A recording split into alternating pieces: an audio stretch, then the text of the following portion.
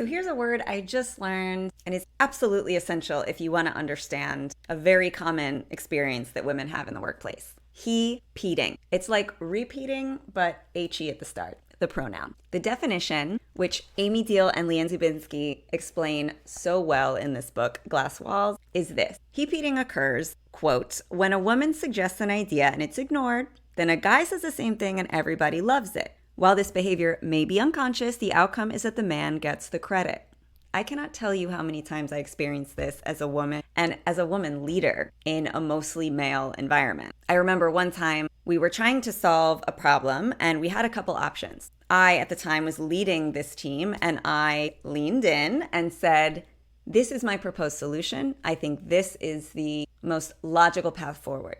I sent this via email and crickets. Nobody responded. A few hours later, an older male member of the team responded to the email chain, essentially restating exactly what I had said, and immediately a slew of emails came through thanking him for his suggestion, agreeing that it was the best way forward, and essentially coming to a unanimous decision that that's what we would do. So this is extremely common and also very frustrating, and just one of the many little experiences that so many women and people of color have throughout their day that builds up over time and actually causes a lot of stress and burnout, which is well documented in the research. Story for another video. So when this happens, it's not always easy for the woman or whoever it's happening to speak up and say, hey, that was my idea, you just repeated it, because that oftentimes can be perceived negatively from our colleagues. So in this instance, it's so important that if you see this happening to one of your colleagues, if you see an instance of hepeating occurring, say something. It doesn't need to be confrontational. It can simply be, yes, I agree. And I think Jane stated that in her earlier email, and I fully agree with the strategy. Or,